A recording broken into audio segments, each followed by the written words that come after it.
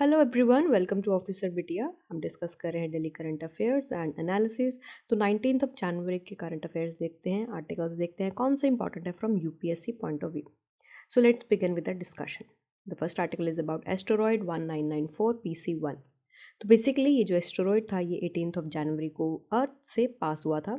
जो डिस्टेंस था, इसका पासिंग डिस्टेंस ये अर्थ से 1.2 मिलियन माइल्स दूर था। एंड ये इतना 5 टाइम्स ज़्यादा डिस्टेंस है जितना मून एंड अर्थ के बीच में अगर हम काउंट करें। देयरफॉर जो एस्टेरॉयड है ये अर्थ को कोई भी हार्म नहीं करेगा। इसको बोला जाता है 7482 ऑल्सो। एंड इसकी जो लेंथ है वो 1 किलोमीटर से ज़्यादा है। सो दिस इज़ द एस्टेरॉयड जो बेसिक रोकी मटेरियल से बने होते हैं, रोकी मास होता है। एंड इसकी जो लेंथ है वो 1 किलोमीटर से ज़्यादा होती है। वो डिपेंड करता है, it may very also. And जो हाइट अगर हम बात करें तो इट इज़ 3450 फीट। जो बुर्ज, अब एस्टेरॉयड के बारे में देखते हैं। जो ट्रैवलिंग स्पीड थी एस्टेरॉयड की that was 45,000 miles per hour. And ये एस्टोनिया एस्टेरॉयड था। ये देयरफॉर हैजार्डस कैटेगरी में डाला गया है। हम एस्टेरॉयड्स को कैटेगरीज में डालते हैं बेस्ड ऑन देयर कि कितना ज़्यादा वो हार्म करेगा अर्थ को। तो इसको पोटेंशली हजार्डस में डाला गया है। एंड बेसिकली इसको हमने नियर अर्थ ऑब्जेक्ट कैटेगरी में भी डाला गया है क्योंकि अर्थ के बहुत पास था। और ये जो ऑर्बिट कर रहा था सन को, ये इसका एस्ट्रोनॉमिक यूनिट में डिस्टेंस है that is 0.9 to 1.8 astronomical unit. And इसका एलिप्टिकल ऑर्बिट है। जैसे अर्थ का एलिप्टिकल ऑर्बिट होता है सन के अराउंड, सिमिलरली इसका भी एलिप्टिकल ऑर्बिट है। एंड अगर हम लाइट कर्व एनालिसिस की बात करें, जो रोटेशन पीरियड रहा है एस्ट्रॉयड का दैट इज 2.599 आवर। तो लाइट कर्व के बारे में देखते हैं। लाइट कर्व एक तरह से हम डिफाइन कैसे करते हैं, उसको हम बोलते हैं कि कैसे जो लाइट की इंटेंसिटी है उसको हम ट्रैक कर सकते हैं। और ये वैलिड होता है सेलेस्टियल बॉडी के केस में, कोई भी सेलेस्टियल ऑब्जेक्ट है जो भी स्पेस में है।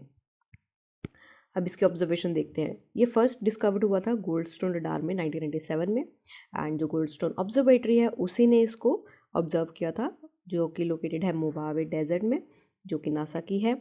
एंड ये स्पेस मिशंस को ट्रैक करता है नासा के। करेक्टरिस्टिक्स देखते हैं। ये एस टाइप एस्टेरॉयड था। Why S type? क्योंकि ये सिलिशियस मिनरल से बना हुआ है। बेसिकली सिलिका इसमें मेन कंपोनेंट होता है जिससे बने होते हैं। एंड 17% जो एस्टेरॉयड्स होते हैं सोलर सिस्टम में वो सिलिशियस मिनरल से ही बने होते हैं। उनको हम एस टाइप एस्टेरॉयड बोलते हैं। और जो दूसरे एस्टेरॉयड्स होते हैं these are C type asteroids, मतलब जो कार्बेनियस होते हैं, जो कार्बन से बने होते हैं। So these are the two type of asteroid जो मेजरली हमें स्पेस में मिलते हैं। अब देखते हैं अननेम्ड माइनर प्लैनेट। जो एस्टेरॉयड 1994 PC1 है, ये एक तरह से अननेम्ड माइनर प्लैनेट है। क्योंकि माइनर प्लैनेट हम इसको क्यों बोल रहे हैं? माइनर प्लैनेट हम उनको बोलते हैं जो सेलेस्टियल बॉडीज होती हैं और जो डायरेक्टली एलिप्टिकल ऑर्बिट में सन के अराउंड रिवॉल्व करते हैं, जैसे कि एस्टेरॉयड कर रहा है। जैसे कि मून मून क्या करता है? मून सिर्फ अपने प्लैनेट के अराउंड ऑर्बिट करता है। लेकिन जो माइनर प्लैनेट्स होते हैं वो सन के अराउंड ऑर्बिट करते हैं। ना ही वो प्लैनेट होते हैं, ना ही वो कॉमेट होते हैं। इसको हम उनको एस्ट्रॉइड्स बोलते हैं। और ये एस्ट्रॉइड्स कौन कौन से आते हैं? जैसे मेन बेल्ट एस्टेरॉइड्स, नियर अर्थ ऑब्जेक्ट, डिस्टेंट माइनर प्लैनेट जैसे कि ट्रांस नेपच्यून ऑब्जेक्ट एंड सेंचर्स। जितने भी सेलेस्टियल बॉडीज़ है वो क्यूपर बेल्ट में होती है। एंड जो क्यूपर बेल्ट में सेलेस्टियल बॉडीज़ हैं, हम उन सभी बॉडीज़ को माइनर प्लैनेट्स बोलते हैं। क्योंकि वो सन के अराउंड रिवॉल्व करते हैं। जो सीरीज़ है वो फर्स्ट माइनर प्लैनेट है जिसको 1801 में डिस्कवर किया गया था। तो यू शुड नो कि ये पहला नहीं है, 1994 पहले सीरीज़ है। Next is about Antarctica ice fish breeding colony. तो यहाँ पर एक न्यूज़ आई है जहाँ पर जो डीप सी साइंटिस्ट है उन्होंने एक आइस फिश ब्रीडिंग कॉलोनी को फाउंड किया है that is in Weddell sea of Antarctica. और इस आइस फिश को नाम दिया है नियोफार्गेटिस iona.ve। तो बेसिकली उसका साइंटिफिक नेम है जो आइस फिश को दिया गया है, जो बेसिकली आइस में होती है। Because Antarctica is the only continent जो कि अनहैबिटेड है, जहाँ पर लोग नहीं रहते, बिकॉज वो बहुत ज़्यादा फ्रीजिंग है। जो स्पीशीज़ है उसको फेब्रुवरी लास्ट ईयर डिस्कवर किया गया था, लेकिन इनका जो ब्रीडिंग नेस्ट है वो अभी डिस्कवर किया गया है। तो आइस फिश के बारे में देखते हैं। जो ब्लड होता है आइस फिश का वो ट्रांसपेरेंट होता है, उसका कोई कलर नहीं होता। जैसे ह्यूमन ब्लड का रेड होता है या कुछ एनिमल्स का वाइट भी होता है, तो लेकिन इसका ट्रांसपेरेंट कलर है, ना ही इसमें रेड ब्लड सेल्स हैं। एंड अगर कोई एनिमल इतना लो टेम्परेचर में रह रहा है तो ऑब्वियसली वहाँ पर ऑक्सीजन की कमी होती है, जिसकी वजह से उनमें हेमोग्लोबिन नहीं होता। तो बेसिकली वो कैसे रह रहे हैं? That is a part of evolution. तो ये इवोल्यूशनरी अडेप्टेशन है जो आइस फिश ने अटेन किया है, एंड ये हैप्पी एवोल्यूशन नहीं माना जाता, क्योंकि इनकी जो एब्जॉर्ब करते हैं ये ऑक्सीजन को, ये स्किन के थ्रू करते हैं, एंड इनके जो हार्ट्स होते हैं बहुत ज़्यादा बड़े होते हैं, क्योंकि ऑक्सीजन की कमी है तो इनको ज़्यादा प्रेशर चाहिए पंप करने के लिए, जिसकी वजह से इनके ह्यूज हार्ट्स होते हैं। एंड इनको आप अराउंड 90 मीटर्स टू 200 मीटर्स की डेप्थ पर देख सकते हो। आइस फिश नेस्ट के बारे में देखते हैं। जो इनका नेस्ट होता है 1 फुट बड़ा होता है, एंड यहाँ पर बहुत सारे एग्स होते हैं, मोर देन 1000 एक नेस्ट में। जो मेल गार्ड होता है वो नेस्ट को प्रेडेटर से बचाता है, जैसे स्टारफिश, जब तक एग्स हैच नहीं हो जाते, एंड बाद में मेल नेट्स को क्लीन भी करता है। यहाँ पर वो अपने इलोंगेटेड जो को यूज़ करते हैं ताकि नेस्ट क्लीन हो जाए, और जो एक नेस्ट होता है उसको एक single male ice fish guard करता है, उसका प्रोटेक्शन करता है दूसरे प्रेडेटर से। अभी कितने हमें मिले हैं वहाँ पर, हमें 60 मिलियन एक्टिव नेस्ट वहाँ पर मिले गए हैं, जो कि 92 स्क्वायर माइल्स अंटार्कटिका सी में स्प्रेड है। यानी लार्जेस्ट ब्रीडिंग कॉलोनी है जो वर्ल्ड में डिस्कवर की गई है। ये जो नेस्ट है इनका जो फिश बायोमास है दैट इज़ ऑफ 60,000 टन्स। जो साइज है नेस्ट का that is also more than 3/4 a metre. So these are the discovery जो हमें मिली है आइस फिश के बारे में।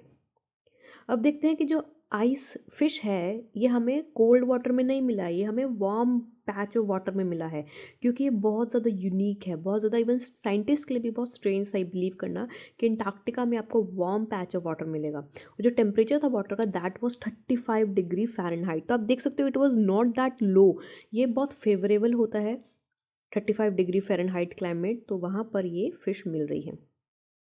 एंड जो 31 माइल्स का एरिया है जहाँ पर अभी ब्रीडिंग है चल रही है, साइंटिस्ट ने अनदर पैच ऑफ नेस्ट को भी डिस्कवर किया है जो कि अबंडन किए गए हैं। अब वहाँ पर कोरल्स एंड स्पंजेस ने उन पर अडेप्टेशन करना शुरू कर दिया है, हैबिटेट करना शुरू कर दिया है। अब नेक्स्ट इज अबाउट विडल सी, जो कि इंपॉर्टेंट है। विडल सी आपका सदर्न ओशन में लोकेटेड है ऑफ अंटार्कटिका। ये 10,000 स्क्वायर किलोमीटर्स आइस से कवर्ड है, एंड ये 10,000 स्क्वायर किलोमीटर ऑफ आइस पहले कवर्ड था 2002 में, लेकिन डिस्पेयर हो गया ग्लोबल वार्मिंग की वजह से, इट गॉट मेल्ट। एंड जो सी है इसका वहाँ पर सबसे ज़्यादा क्लियरेस्ट वाटर है, क्योंकि वहाँ पर फ्रेश वाटर रिजर्व्स भी होते हैं। दिस इज़ अबाउट वेडल सी।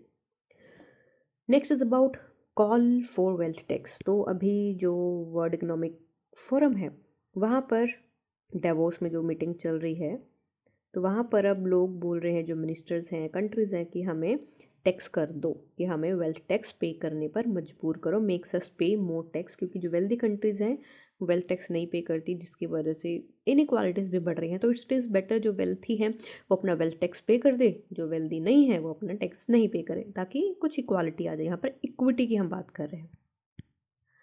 अब मिलेनियर्स क्या करते हैं, जो मिलेनियर्स हैं वहाँ पर बिलेनियर्स है, WEF मीटिंग में, वर्ल्ड इकोनॉमिक फोरम की मीटिंग में, वो खुद को बोलते हैं पेट्रोइटिक मिलेनियर्स, क्योंकि उनका मानना है कि जो अल्ट्रा वेल्दी लोग होते हैं वो अपना कोई भी कंट्रीब्यूशन नहीं कर रहे जो कंट्रीज़ हैं उनकी हेल्प करने में, कि कोविड आ रहा है कैसे उससे बाहर निकलें, कंट्रीज़ को बिल्कुल कंट्रीब्यूट नहीं कर रहे, जिसकी वजह से ये बहुत ज़्यादा अनफेयर है हमारा टैक्सेशन सिस्टम।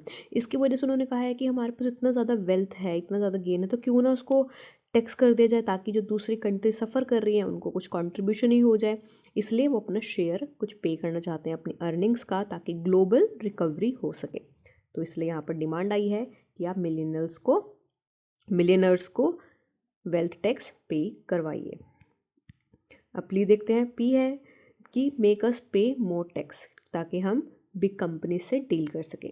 द कंपनीज जिसके पास मिनिमम टैक्स 15% है अपनी एनुअल इनकम का, वो टैक्स यहाँ पर होना चाहिए, that is should be the wealth tax. And most countries में जो रिच होते हैं वो अपने एनुअल टैक्सेस भी पे नहीं करते, जैसे कि स्टॉक्स में, आर्ट वर्क्स पे या रियल इस्टेट्स पे। इसलिए these assets are not taxed, only जब ये सेल होते हैं तभी इन पर टैक्स होता है। इट्स बेटर कि हम वेल्थ टैक्स लगाएं, ताकि उनकी वेल्थ के ऊपर भी हम कुछ पैसा कमाएं एंड दूसरी कंट्रीज़ को हेल्प करें एंड रिकवर करने में उनकी हेल्प हो। अब बेसिकली एजेंडा क्या था, जो पूरा वर्ल्ड है वो सबसे ज़्यादा रिसेशन में आया था वर्ल्ड वॉर सेकेंड के टाइम में। उसके बाद जो मिलेनियर्स थे वो बिलियनियर्स बन गए, और जो बिलियनियर्स थे वो और ज़्यादा वेल्थ एक्यूमुलेट करने लग गए, और जो फॉर्चून था टॉप 10 बिलियनियर्स का वो भी $15,000 पर सेकंड के रेट पर बढ़ रहा है। तो यू कैन योरसेल्फ इमेजिन कि हर सेकंड वो $15,000 कमा रहे हैं एंड उनकी जो वेल्थ है 1.5 ट्रिलियन $, तक पहुंच गई है। इसीलिए अगर हम मिलियनर्स को टैक्स करेंगे, जो $5 मिलियन पर ईयर हम उनसे टैक्स ले रहे हैं, अगर सपोज 2% के रेट पे, तो जो टैक्सिंग रहेगा बिलियनर्स का that will be at 5%, that will give us 2.52 trillion $।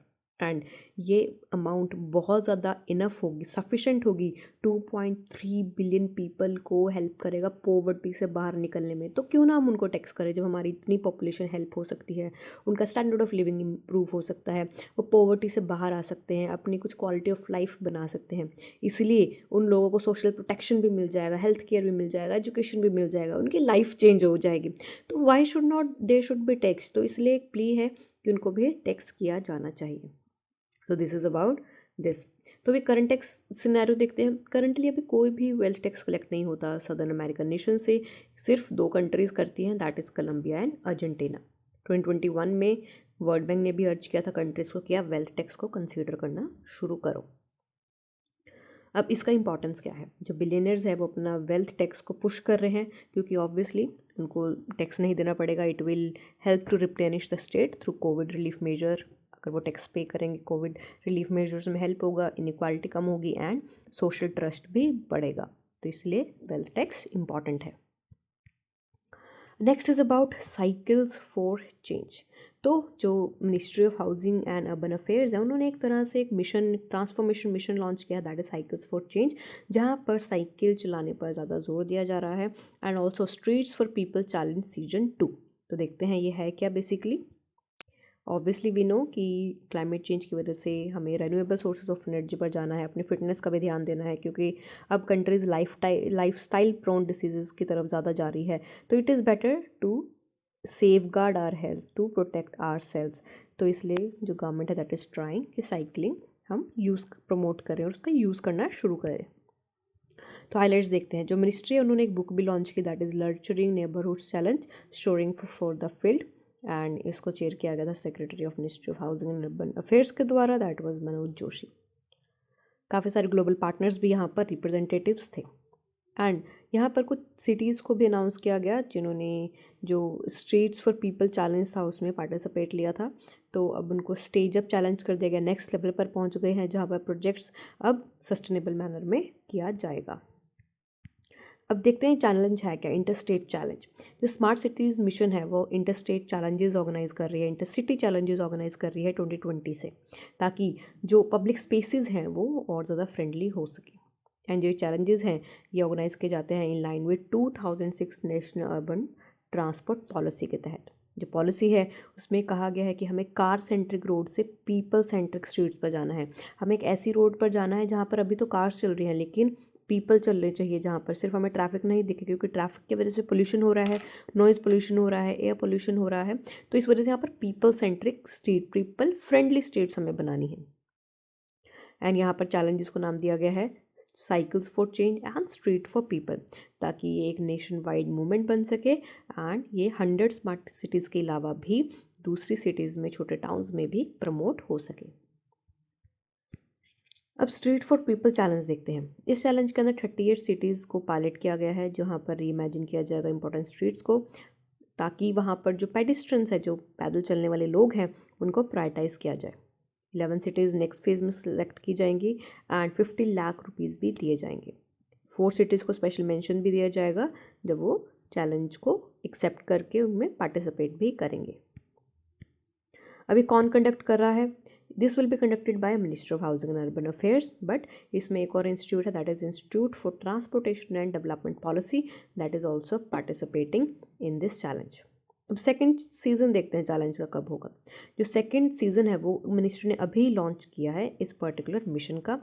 यहाँ पर कोई भी सिटी जहाँ जिसने ऑलरेडी 11 विनर्स जिस पर्टिकुलर सिटी से नहीं है, या कोई भी स्मार्ट सिटी हो या city with more than 5 lakh of population of capital, या कोई भी स्टेट और यूटी की हो, का इस पर्टिकुलर चैलेंज के लिए अप्लाई कर सकती है। तो दिस इज़ द क्राइटेरिया कि पॉपुलेशन 5 लाख से ज़्यादा होनी चाहिए और वो टॉप 11 विनर्स में नहीं आनी चाहिए। वो पर्टिकुलर सिटी पार्टिसिपेट कर सकती है सेकेंड सीजन ऑफ चैलेंज में।